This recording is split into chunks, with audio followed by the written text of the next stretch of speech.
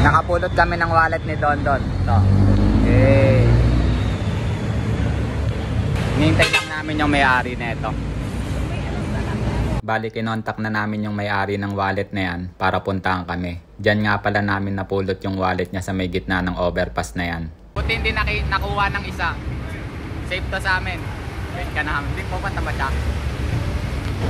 Nandito na yung may-ari, si sir. Yung napulot namin na wallet dito sa may taas ng hagdanan.